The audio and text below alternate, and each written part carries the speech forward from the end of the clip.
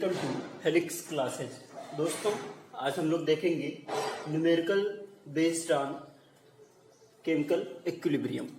तो पहला जो क्वेश्चन हमारा ये है, एट कांस्टेंट टेम्परेचर कोई एक जो है क्लोज वेसल में रिएक्शन इस टाइप से हो रहा है, H2 + I2 ये दे रहा है 2HI। और क्या दिया है, एट इक्विलिब्रियम जो वेट है, सबका वेट दिया हुआ है 0.20 ग्राम, 9.525 ग्राम, 44.8 ग्राम। तो वेट अगर जो दिया है तो मॉलिक्यूलर वेट से डिवाइड कर देंगे तो ये किस में चेंज हो जाएगा, नंबर ऑफ मोल में। वेट में अगर जो मॉलिक्यूलर वेट से भाग कर देते हैं तो वेट अपान मॉलिक्यूलर वेट ही क्या होता है, नंबर ऑफ मोल होता है। तो नंबर ऑफ मोल पता चल जाएगा। तो इसके बाद हम क्या करेंगे, मान लेंगे इस पूरे जो बर्तन का वॉल्यूम है वो क्या है, V लीटर है। तो वॉल्यूम अगर जो V लीटर है तो concentration of H2 molar concentration क्या हो जाएगा, या फिर एक्टिव मास ऑफ H2 क्या हो जाएगा, 0.1/V। Active mass of I2 क्या हो जाएगा, 0.036/V। Active mass of HI क्या हो जाएगा, 0.35/V।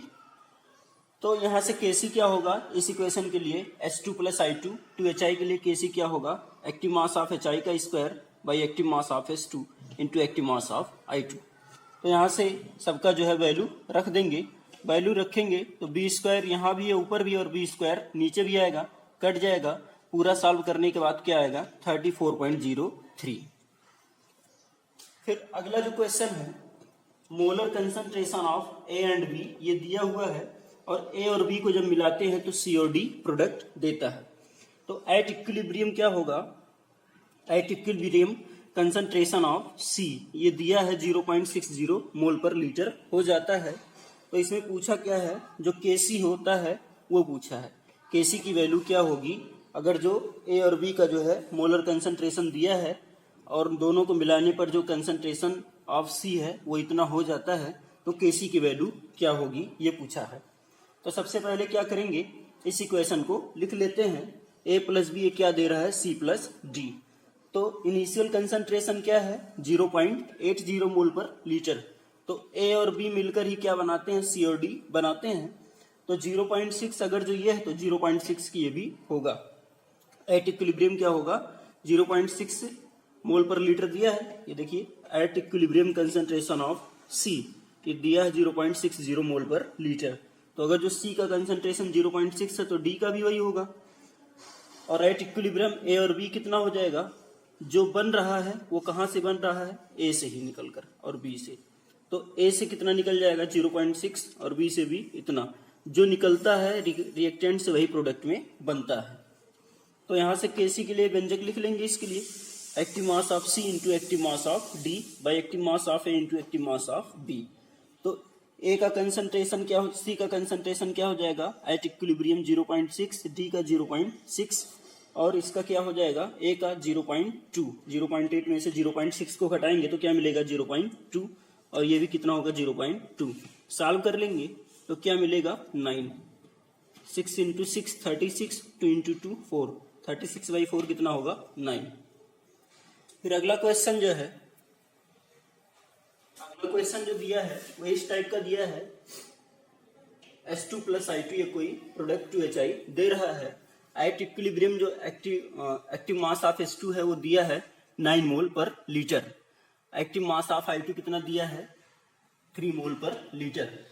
Active mass of HI कितना दिया है, 27.0 मोल पर लीटर। तो इससे पूछा क्या है, Kc।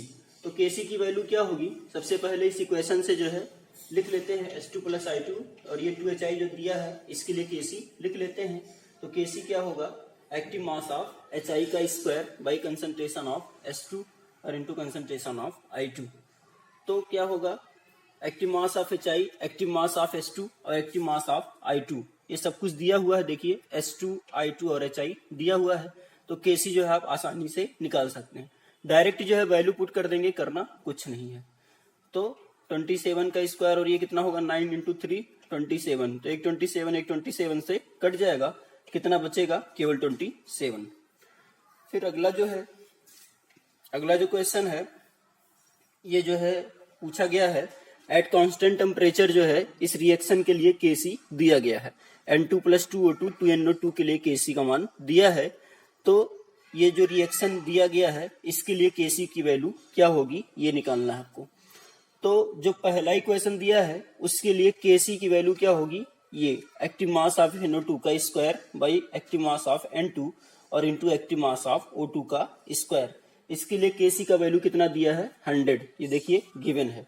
ठीक, फिर जो पहला है 2NO2 N2 + 2O2 इसके लिए Kc बताना है। तो ध्यान से देखिए जो आपको गिवन है N2 + 2O2 ये जो पहला पूछा है इसी का अपोजिट है। तो इसको अगर जो Kc1 मान लेते हैं तो इसके लिए इस इक्वेशन के लिए Kc1 क्या होगा, active mass of N2 active mass of O2 का स्क्वायर और by active mass of NO2 का स्क्वायर। तो Kc1 जो है ये Kc का क्या है, अपोजिट है। तो Kc1 बराबर क्या लिख सकते हैं 1/Kc = 1/100 और 1/100 की वैल्यू क्या होगी 0.01। ठीक, फिर दूसरा क्या दिया है NO2 हाफ N2 + O2 के लिए बताना है। तो NO2 हाफ N2 + O2 क्या होगा, तो NO2 हाफ N2 + O2 के लिए जो बताना है इसके लिए मान लेते हैं क्या है Kc2 है। ठीक, तो एक्टिव मास ऑफ N2 के पावर 1/2 और into active mass of O2 और by active mass of NO2। तो ध्यान से देखिए जो पहला दिया गया है Kc, ये जो पहला दिया गया है Kc इसी का अपोजिट है, लेकिन क्या होगा इसका स्क्वायर रूट का अपोजिट होगा। Kc2 = square root of opposite of square root of Kc होगा, opposite of square root of Kc। तो इस Kc की वैल्यू कितनी दी हुई है 100, तो 1/100 √100 कितना होगा 1/10 और 1/10 की वैल्यू क्या होगी 0.1। तो इस प्रकार से जो ये आपने क्वेश्चन देखा, जो न्यूमेरिकल देखा, ये 4 न्यूमेरिकल जो है मैंने इसमें आपको बताया है। तो इस टाइप के क्वेश्चन मैक्सिमम चांसेस बनते हैं यूपी बोर्ड में पूछने के लिए और सीबीएसई बोर्ड में। और बाकी जो भी कॉम्पिटिटिव एग्जाम है जैसे जेईई मेंस में भी पूछ सकता है, यूपीटीयू में भी पूछ सकता है,